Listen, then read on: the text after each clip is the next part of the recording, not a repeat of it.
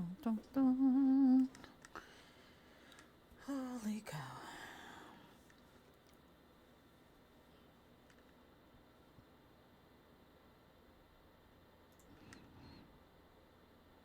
Darlings, how are you guys doing?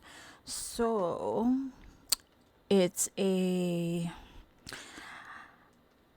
it's a grateful Wednesday. We are still battling all of these fires in the state of California. The biggest one currently is the one in Pacific Palisades. Homes have been ripped through by these very unfortunate and tragic and non discriminate fires. And I feel so bad for the people that live there. And I know people will say, well, the rich people live there, blah, blah, blah. But there's also people that have lived there all their lives, who are elderly now, who are unable to move. They're no longer spring chickens and potentially didn't really have like a lot of money to live there when they were, growing up there or whatever, but just that the town had grown up around them and it just became, a little bit more expensive. Anywho, I pray for them. I hope that things will be well for them. Currently, I believe the fire is at zero containment and it's like hundreds of thousands of acres or thousands of acres, I should say. And then another one, the Pasadena fire. I'm just like, okay, it's been stupid dry, like drought conditions. We have seen this before. Us who live here in California, in the South, know what these conditions are like. Now, and I want to say, and I'm not like placing blame on just any one person, right? Unless it's that person or persons who actually like sat there and like stoked the fire, so to speak. These fires generally do not start on their own unless they are started by some freak of nature, such as like um lightning. And it's been so freaking dry, like honestly, no precipitation whatsoever. It's almost like there's a force field around California. Like when you have the marine layer, like the beaches before the dampness of the beach, the cold of the beach, whatever the weather is, it just stops dead in its tracks on the sand. I feel like. So yeah, California. I mean, at least the southern part of California has had zero rain, and so I'm really just of the belief that these fires were started by some crazy lunatic, and it's very unfortunate. So there we have it. Anywho, darlings, it is Wednesday, and we are being buoyed by these like whiplash tornado like hurricane like winds. Yes, yes, I kid you not. I mean, look, I'm almost like OMG, OMG. I hope that I don't see somebody, getting like lifted up, like when I'm driving home or I'm driving to go get food or something or go to the groceries during these like crazy, crazy windstorms. Like, I hope I don't see anybody getting lifted up off of like the sidewalk, because of the wind or like their vehicles or in their vehicles. Anyway, another sad part that reportedly is happening, Jessica Alba and her husband, Cash Warren, allegedly have separated after 16 years of marriage. They were married in 2008 and share three children. Now, TMZ is reporting that after nearly 2 years of marriage, the two, Jessica Alba and her husband, Cash Warren, are heading for divorce and have actually split. Like, they have decided, well, let's separate, according to TMC's report. Now, again, the two of them actually met in Vancouver, Canada, when she was filming that superhero flick, Fantastic Four. She played Sue Storm, and her now husband, or if the reports are to be believed, estranged husband, worked as a director's assistant. Now, they got married May 19, 2008, and again share three children. They have two daughters and a son.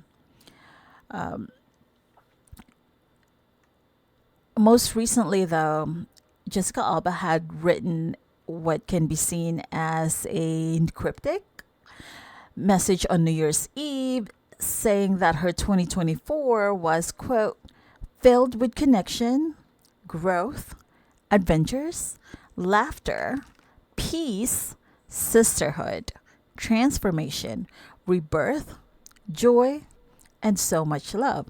But then, like, when I'm reading that, I feel like that's not so cryptic after all, right? But now, in light of, like, if you're holding it up against the lens of the alleged separation between herself and her husband, then perhaps that there. But to me, though, it's still not cryptic. It's like, okay, so it was filled with connections. So she found a lot of growth. So she had a lot of adventures, laughter, peace, sisterhood, transformation, rebirth, joy, and so much love. But isn't that something that we want and need in our lives, though? Whether a celebrity or not, I'm just saying. So she did in September 2021 had spoken about building her business empire. She was the co-founder or founder of the Honest Company, which I believe she has stepped down from the day-to-day business aspect. So she spoke about that, about parenting and her marriage. At the time, she said that they both would share their individual needs with each other to prioritize their relationship. She said, quote, at different times, there were different things that we needed. Around the time I had the kids, I was like, I need date night once a week. And he's been like, I need you to be present on the weekends and not work, unquote. She said, explaining that they'd often, quote, over communicate what's happening before it gets to the point of no return, unquote. So now I feel like every relationship goes through ebbs and flows, right? Once children come into the picture, your priorities will shift. When you get initially married, first 2 years, maybe first 5 years, without children, it's just you and your partner. Everything is lovey-dovey. There may be like some miscommunication here and there. There may be some arguments here and there, but it doesn't warrant feeling like you're not prioritizing each other. But once the children arrive, those priorities are like shifted off somewhere in the corner somewhere, because now you have these little people that you have to shelter, you have to feed, you have to love, you have to give attention to, you have to help grow and nurture. So the bond with your partner will always stay or it will break. You have to find a common ground that you and your partner can agree on, that you need time for each other. Although she said that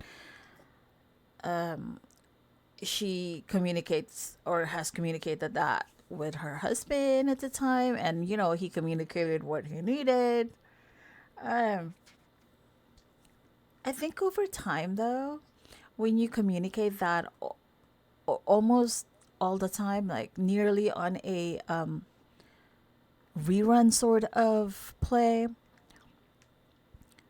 it would seem to the other partner who's like hearing it, like, okay, am I not doing it? I'm doing it, but like there would be like some underlying resentment from just constantly hearing that. Like, you're probably not saying it all the time, but the one who's hearing it will start to feel like, well, you're constantly reminding me about it, even though it's not even a constant frequency. Anyway, so she also said that